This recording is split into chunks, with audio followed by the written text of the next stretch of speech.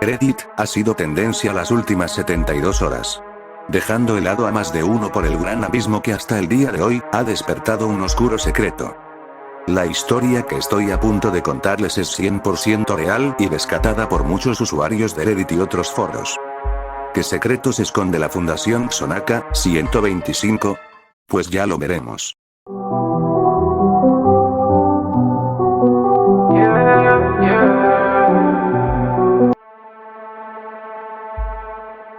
Buenas noches. Soy usuario de Reddit desde hace mucho tiempo. Quisiera mantener mi nombre en anonimato ya que esta es mi primera vez posteando algo. Desafortunadamente, la historia que estoy a punto de contarles le pertenece a mi padre y sé que la mayoría pensará que se trata de una broma, pero les aseguro que todo es 100% real. Desde que tenía 8 años, mi padre se ha hecho cargo de mí. Siempre me ha dado el ejemplo y, hasta donde yo sé, nunca lo he visto tomar alcohol en casa. Él trabaja como cuidador en el zoológico de la Ciudad de México, ya que no tuvo la oportunidad de tener una carrera profesional. Me cuenta que sus labores no son complicadas. Al cerrar el zoológico y asegurarse de que no haya nadie, él y sus compañeros salvaguardan a los animales. Pero había algo que le angustiaba desde hace algunos años. El zoológico había recibido la noticia de que iban a transferir animales del zoológico de León al de Chapultepec. Por lo que sería un trabajo más laborioso la noche que los recibirían.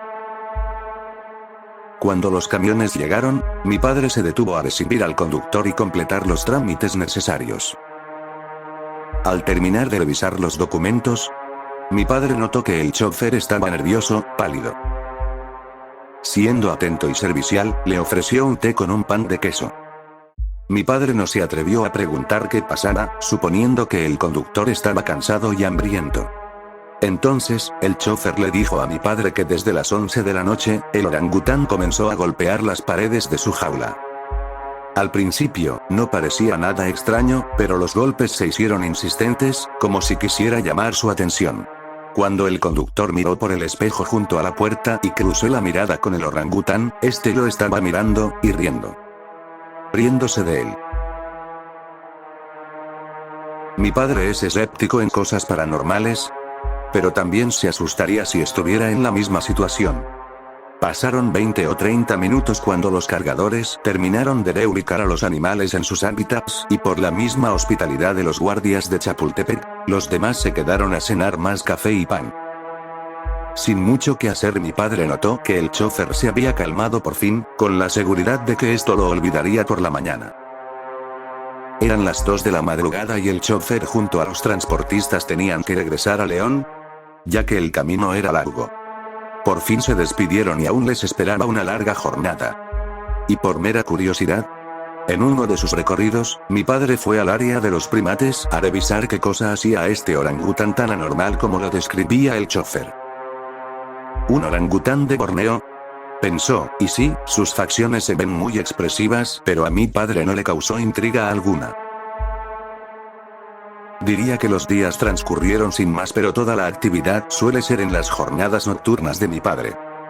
El resto de la semana se habían reportado objetos encontrados, retardos, problemas con el mantenimiento del zoológico y el bosque de Chapultepec. Siempre acompañados por el sonido de los animales a toda hora, o por lo menos los que alcanzarán a escuchar. Un año había transcurrido, por lo mismo había rotación de personal y todas las renuncias eran por la misma razón. La paga no era suficiente y todos operaban en malas condiciones. Pero la que es y será la gota que derramó el vaso fue aquella madrugada en la que mi padre por fin sintió el miedo que sintió el chofer de León. Uno de los empleados que tenía un par de meses que se había incorporado al cuerpo de veladores se había quitado la vida cerca del área de los primates. El zoológico se había llenado de paramédicos, la policía, y los animales, completamente locos. Como si le temieran a algo. Los investigadores hablaron con cada uno del cuerpo de vigilancia para descartar cualquier sospecha de un homicidio.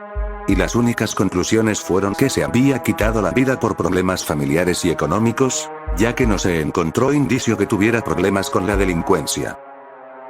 Mi padre dijo que nunca tuvo la oportunidad de entablar conversación con el difunto compañero, más que un saludo, conocer sus nombres entre sí y algunos comentarios sobre él, pero mi padre sabía que no era mucha coincidencia que este hombre de una buena familia se haya quitado la vida casi enfrente de la mitad donde vive aquel orangután. Mi padre sospechaba que aquel orangután no era como los demás y, a medida que sus sospechas aumentaban, el animal actuaba de manera cada vez más extraña cuando comenzó con una obsesión por una caja de cartón. Pensó que tal vez era paranoia o sugestión, pero estaba convencido de que, cada vez que recorría las jaulas de los mandriles, escuchaba golpes en el suelo o en la reja. Eran golpes similares a los que haría una persona tocando una puerta. Los compañeros de mi padre nunca le creyeron, o quizás no querían involucrarse. 6 meses después, cuando el zoológico enfrentaba problemas por las condiciones laborales y administrativas, todo el bosque fue absorbido por la Fundación Xonaca 125, una farmacéutica mexicana en bancarrota que ahora velaría por los intereses del bosque de Chapultepec. Con fondos privados, las nuevas condiciones laborales hicieron que mi padre olvidara todo acerca del orangután. Mejores prestaciones, sueldos y 48 horas libres con goce de sueldo. Todo parecía mejorar. Hasta que comenzaron a recibir órdenes inusuales. El personal fue despedido poco a poco bajo la excusa de mejorar el bienestar de los animales, que empezaron a desaparecer. Esto era una mala señal. Para fortuna de mi padre, él fue uno de los pocos veladores que conservaron su trabajo debido a su antigüedad. Sin embargo, pronto deseó haber sido despedido. Mi padre sabía que los animales no habían desaparecido. Estaban siendo sometidos a experimentos. A esas alturas, el zoológico ya no recibía visitantes durante el día. A cambio de su silencio, mi padre presenció muchas cosas, pero una de ellas jamás la olvidará. Hace una semana, en plena madrugada, me despertaron ruidos en la cocina. Al investigar, encontré a mi padre sentado en la sala, completamente a oscuras. Perdido en sus pensamientos. Con miedo de que algo le ocurría me acerqué y me dijo: él sabe lo que hace. Intenté tranquilizarlo y, entre lágrimas, me contó que mientras recorría una de las carpas montadas por la fundación, una luz parpadeante llamó su atención. Se acercó y escuchó a una joven doctora hablando y riendo sola. No fue hasta que entró en la habitación que vio al orangután sentado en una mesa de trabajo junto a la doctora. Mi padre se congeló al ver a la criatura a solo un par de metros sin ninguna barrera. El miedo lo hizo sujetar su arma, pero el orangután no se movió. Simplemente sostenía la bata de la doctora mientras ella leía con cada gesto del animal. Mi padre se acercó y preguntó si todo estaba bien. La doctora, con una sonrisa forzada, respondió que no había ningún problema. El orangután, ahora con el pie, cambió la forma en que sujetaba la bata y tomó su caja de cartón que tenía al lado. Hizo una seña a mi padre para que se acercara y le mostró el contenido: cucarachas de Madagascar. Mi padre sintió un escalofrío. El orangután metió su mano en la caja y acarició a las cucarachas, produciendo un ruido repulsivo. Luego, extendió la caja hacia mi padre, como si ofreciera una despedida. Mi padre entendió que lo que el orangután quería era que se fuera. A costa de sus preciadas cucarachas. Mientras mi padre se alejaba, notó que la sonrisa de la doctora se transformaba en una mirada de terror, pidiendo ayuda en silencio. Todo lo que podía escuchar era el sonido de las cucarachas y ver la sonrisa del orangután con cientos de cucarachas recorrer su cuerpo y todo alrededor. Tiró la caja al suelo y salió corriendo del zoológico. Regresó a casa y me contó todo lo que les estoy diciendo. Nunca volvió a trabajar y nunca supe qué pasó con la doctora, el chofer, ni con el orangután. Hace 3 días, mi padre ya no despertó. Fue un velorio difícil.